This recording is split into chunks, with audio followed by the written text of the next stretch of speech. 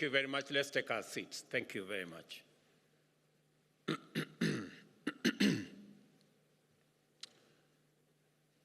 Excellencies, honorable ministers, distinguished delegates, ladies and gentlemen, good morning and welcome to Nairobi. It's called the Green City in the Sun. Welcome to Kenya and welcome to the Africa Climate Summit. I have welcomed you to this great city on behalf of the people and government of Kenya to this meeting that is co-hosted by the Africa Union and the government of Kenya. Let me give you a bit of information that will make it easy to find your way around. Nairobi is a very interesting city.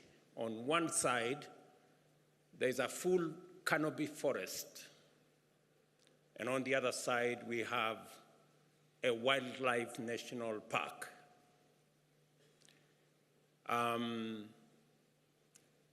We keep the wildlife in the park because we have a fence. But sometimes, as nature would be, they break away from the fence. So while you are doing your morning walk, you might encounter a lion. Please be careful. It is not tamed, it is wild. Let me also inform you that Nairobi is the home of the United Nations Environmental Program, the only UN agency headquarters in the global south.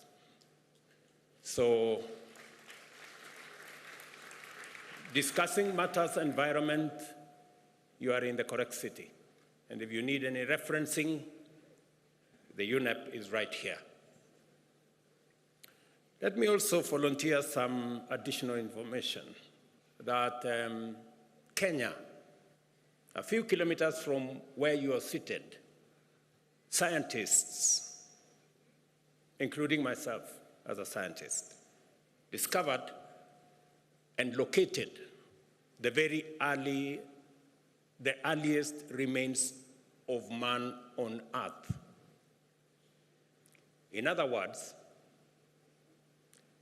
this is where humanity began. Before you guys went all over the place, in Europe and America and Asia and the rest of our continent, this is where we all began. And therefore, allow me to welcome you home.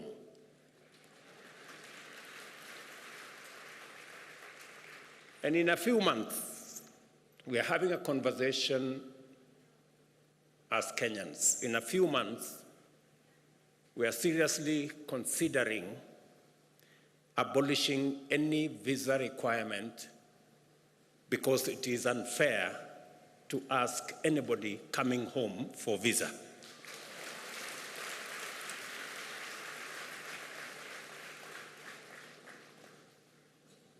I welcome all the delegates who responded positively to Africa's call to gather at this inaugural Africa Summit.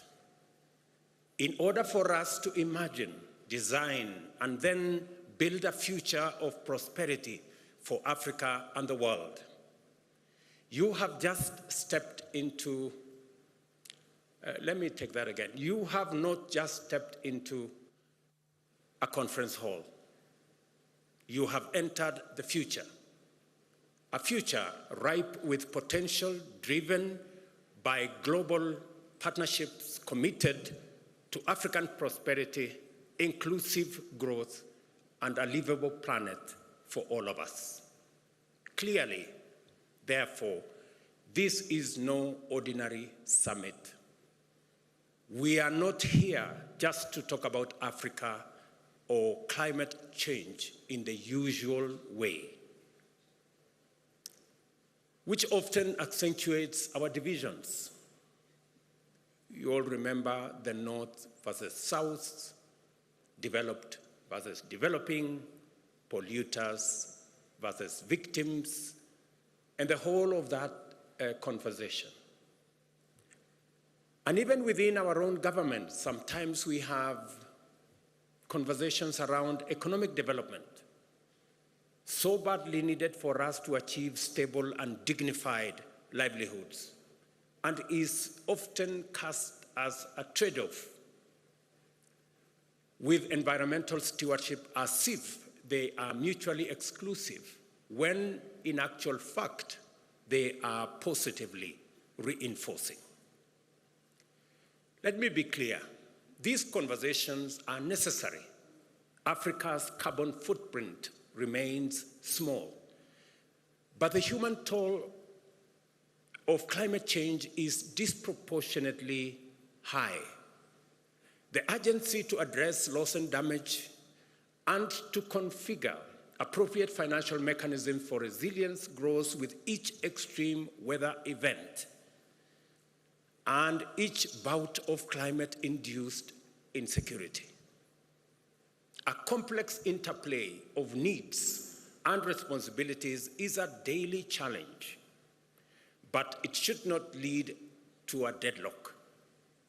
We must be alert to the fact that they can sometimes blind us to the bigger picture. Delivering prosperity and well-being for Africa's growing population without pushing the world deeper into climate disaster is not just an abstract proposition or a mere wishful thinking. It is a real possibility proven by science and affirmed by emerging experience. An opportunity-oriented focus on climate action is the engine for propelling Africa into a realm of stability and prosperity, elevating us to middle-income status and beyond. This context is precisely what sets this climate summit apart from others.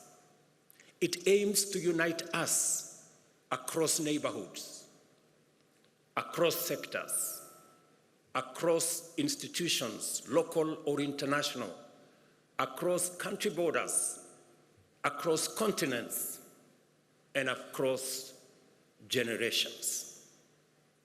It is because we all have a shared stake in the Earth's ability to sustain life that we must envision together a future that embraces the values of equality, human security, and shared prosperity. Africa possesses all the necessary conditions to realize this future. Our foremost asset is our young and growing young people and workforce, educated, skilled, and motivated to pursue industry, innovation, and enterprise. And we saw them here speak ably this morning. And I congratulate the young people who've been here for the last 3 days, and they have done a tremendous job in the Youth Summit. We have ample renewable energy potential as well, and the natural assets and resources to green our own consumption, but also to meaningfully contribute to decarbonization of the global economy. We must see in green growth not just a climate imperative, but also a fountain of multi-billion-dollar economic opportunities that Africa and the world is primed to capitalize. We are brought together by a clear understanding and deep concern about the inadequacy of our present means in terms of institutions and available finances to deal effectively with the magnitude of our collective threats and challenges. But we will not shy away from the difficult conversations and uncomfortable realities that must be addressed to achieve meaningful change. Policy, regulations, taxation, trade, and climate justice will all be scrutinized in national, regional, global contexts. Yet, the way we frame these discussions matters. I invite all of us to adopt opportunity lens as we navigate these complex dialogues. For a very long time, we have looked at this as a problem. It is time we flipped and looked at it from the other side. There are opportunities, immense opportunities as well. And that is why we are not here to catalogue grievances and list problems. We are here to scrutinize ideas, assess perspectives, so that we can unlock solutions. The very format of this summit has been designed to facilitate such engagement. Over the next 3 days, be ready to be challenged in this dynamic ecosystem of dialogue and discovery. African and global leaders, innovation trailblazers, experts, investors, and captains of industry are here to explore the opportunities, tackle the barriers, and scale up solutions. While I cannot encapsulate the breadth and depth of all our program within my opening remarks, allow me to outline the overarching theme, which is the unparalleled opportunity that climate action represents for Africa. As you're aware, the climate conversation began 31 years ago in 1992 in Rio de Janeiro. But this is the first African summit 31 years later. When my colleagues agreed, in the Africa Union that is, agreed to my offer to host this climate summit, it was clear to me that this inaugural summit is going to be the stepping stone to the ultimate resolution of this challenge. The reason why possibly we haven't made much progress is because Africa had not consolidated and assembled its ideas and brought them to the table. I am confident that now going forward, we have all what it takes to create a win-win outcome out of this very intense conversation about climate change. This occasion summons us to contemplate the full range of possibilities that can be unleashed by directing investment and appropriate technology to actualize our continent's abundant resource endowments. Let us look, for example, at food production and the protection and expansion of our invaluable natural carbon sinks, which stand at the intersection of our environment and ecology on one end, and economic opportunities on the other end. Since 1961, Africa has witnessed a 1/3 reduction in agricultural productivity due to climate change, a stark reminder of the urgent need for adaptation. Yet, much of the world is just waking up to the merits of restorative agriculture, a practice that already resonates with African farming practices. By building on the wealth of indigenous knowledge, we can scale, enhance, and even monetize our agricultural systems. This enables us to unlock the huge potential in our agricultural land assets, representing 2/3 of the world's uncultivated, underutilized arable land, to feed our growing populations, and to do so in harmony with our invaluable natural carbon sinks. Additionally, the restoration and expansion of Africa's natural carbon sinks are not just an environmental imperative. In fact, they are an unparalleled economic gold mine. They have the potential to absorb millions of tons of CO2 annually, which should translate into billions of dollars if we were living in a fair world, improve livelihoods, and millions of opportunities across this continent. And I was having a conversation yesterday about a banker of one of the big multinational banks. And he was telling me about Africa's GDP. And GDP is about assets, it's about what you have. We have the carbon sinks that serves the world, cleans our environment, acts as sequestration of carbon that is produced by others. But we get nothing for it. It's not anywhere in our balance sheet. Everybody's assets are in their balance sheet.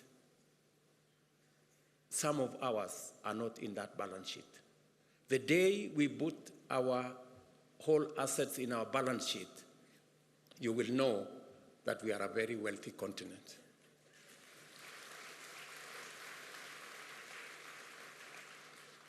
And let me say, we do all that, but it doesn't count for much. But we do it anyway, because we love this world, because it's our home. And that is why the conversation of North versus South must come to an end. Who did what? It's not a conversation that we have the luxury to engage in, because when the apocalypse happens, it will happen for all of us, for the entire humanity. Let me say this. We do this, and all of this comes while safeguarding our biodiversity. We are careful to make sure that that is in place. Our renewable energy resources are not just environmental necessity. They are the ultimate catalyst of radical socio-economic prosperity.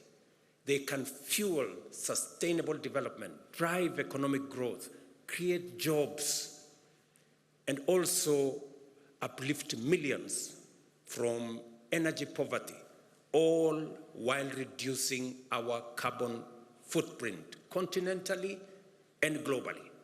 The possibilities are not just promising, they are transformative. Africa can power all our energy needs with renewable resources. The continent has enough potential to be entirely self-sufficient with the mixture of wind, solar, geothermal, sustainable biomass, and hydropower. In Africa, we can be a green industrial hub that helps other regions achieve their net zero strategies by 2050.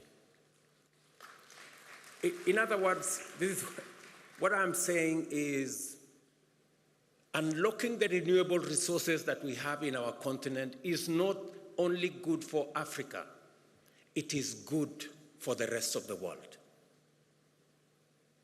because we not only are driving our own growth, but we are ready to share these resources with the rest of the world, and by doing so, we will assist the rest of the world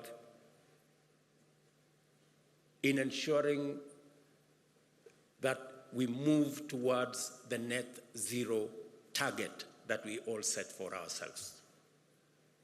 And for Africa, renewable resources, it is not just the volume, but also the non-seasonality of our renewable energy that stands out. The nearly year-round sunshine makes Africa's solar potential particularly unique, perfectly suited to industrial energy demands, something that is challenging in other areas, especially in temperate climates. Kenya, for example, serves as a good example of what is possible. Our national grid currently operates at 3 gigawatts, with 93% of that power being renewable. Our ambition is audacious yet achievable: 100% renewable by 2030 and a 100 gigawatt grid entirely renewable by 2040. A serious challenge in bridging the investment gap in order to enable the continent meet its energy needs is the creation of demand on sufficient scale to provide incentives for appropriate private investment in energy infrastructure development. Industrial energy at scale is therefore necessary to anchor energy demand as a means of tackling the widespread energy poverty still prevalent across our continent. The numbers are stark. Nearly 600 million Africans lack access to electricity. Another 150 million grapple with unreliable power. And almost 1 billion have no access to clean cooking energy. But the abundance of our renewable resources, the possibilities offered by new technologies, and opportunities created by new climate financing offers enormous possibilities for us.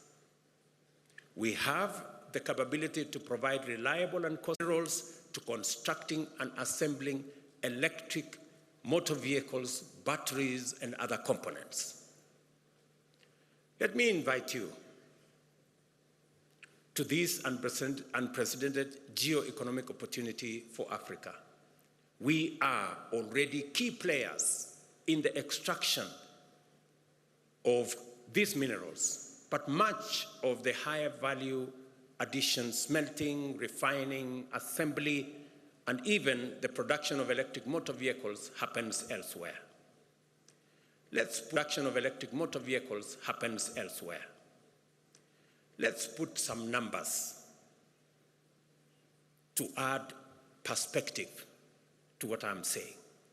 By 2025, the mining of battery critical minerals, nickel, lithium, cobalt, is estimated to generate some $11 billion in value.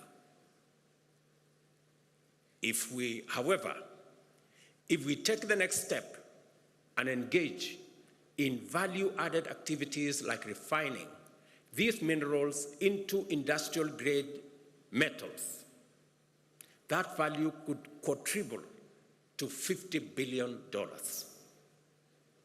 And if we consider the end-to-end value chain for electric vehicles, including the battery pack and all other components, the market value skyrockets to an astonishing $7 trillion. That is a trajectory.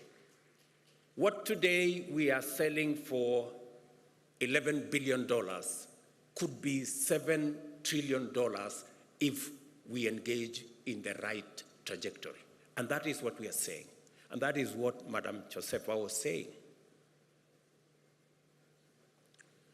What these figures clearly demonstrate is that Africa can no longer afford a minimalist, short-termist, raw material-based approach.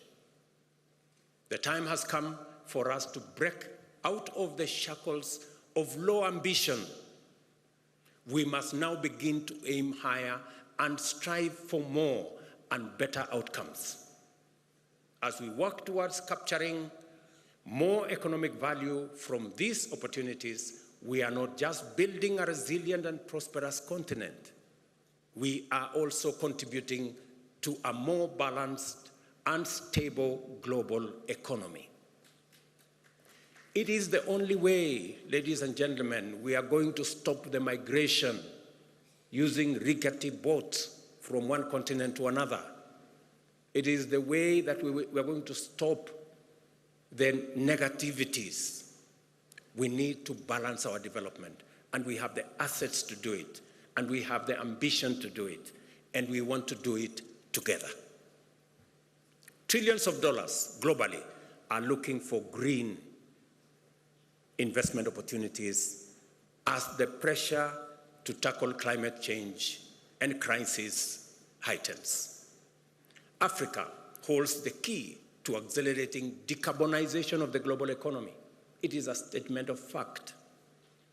Africa holds the key to decarbonizing the global economy, whether it is industrialization, whether it's manufacturing. We are not just a continent rich in resources. We are a powerhouse of untapped potential, eager to engage and fairly compete in the global marketplace.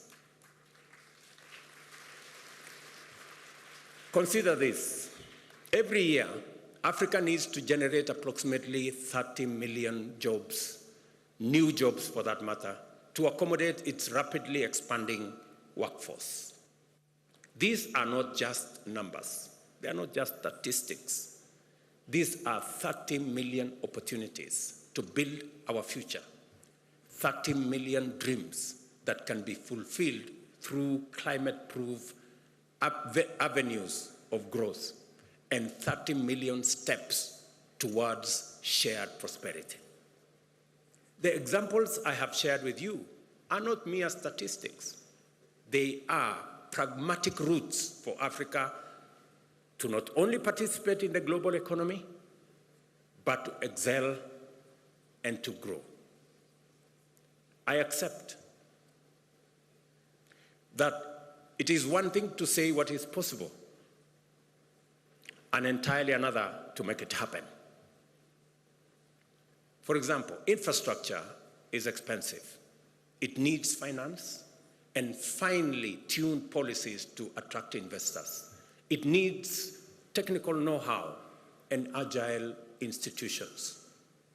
A major concern that we all know and we all appreciate is cost of capital in Africa, acting as a most prohibitive barrier to our progress. Private investors charge high premiums driven by both real but mostly perceived risks. It is not a secret that we are paying at least 5 times as much as advanced economies to borrow from the financial markets. It's a fact, documented. Like many of us, a few years ago, I would have believed the challenges were too great and the barriers too high. Today, I see them differently, as mere tests of our collective will and ingenuity. We should develop effective policies and regulations that catalyze investment and entrepreneurship and unleash the creativity of local business. We must transform Africa's resource wealth from mere potential into real opportunities by directing large-scale investments that will actualize the possibilities that exist and await our citizens in present and in future generations. Let's make no mistake, however, we have no choice but to approach this colossal task with clear minds and open eyes. A lot needs to happen before Africa can live up to its full potential of providing climate solutions for its citizens and to the entire world. Over the next few days, I have no doubt that African leaders seated here and our friends from elsewhere will be open, honest, and direct about what we can commit and bring to the table and the type of the collaborations we need from our global partners. My call to everyone present in this historic summit is for us to work together and converge our efforts on African priorities. I urge everyone to make a contribution to our generation's unprecedented and highly consequential endeavor to catalyze climate action in a spirit of candor, collaboration, and courage. Let us imagine a pathway for different financial structures that can deliver on Africa's goals. Let us commit to invest in viable solutions presented by renewable energy, green industrialization, climate-smart agriculture, and nature conservation. I am confident that we are all inspired by the possibilities before us and galvanized by the demands of this critical time to engage productively, collaborate successfully, and conclude the Africa Summit with a Nairobi Declaration on green growth and climate finance agenda that will commit us to pursue a climate-positive path to propel Africa's economy and promote job creation in a manner that limits our emissions and aids global decarbonization efforts. Excellencies, ladies and gentlemen, friends, this summit is a moment to imagine a bold and radically affirmative African future. We are here to envision a continent that links markets and connects resources with demand, unlocking massive economies of scale, a continent that offers an economic backbone for a decarbonized world, a continent that thrives and shapes climate-proof future for all. So, as we immerse ourselves into the array of complex issues during the summit, let us fix our gaze firmly upon the horizon of possibilities. The future is not just something to hope for. Neither is it something to merely wish or wait for. The future is for us to conceptualize and actualize, starting now. That is what we have come to do at the Africa Climate Summit. Welcome to the future, and I thank you.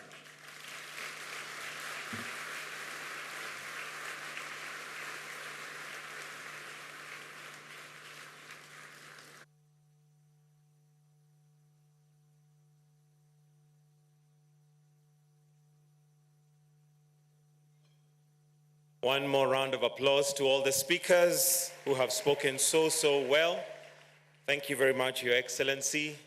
Now we've come to the end of this session, so mine is just to give you some exit protocols. Very simply, we're going to have what we call a family photo with His Excellency, the President.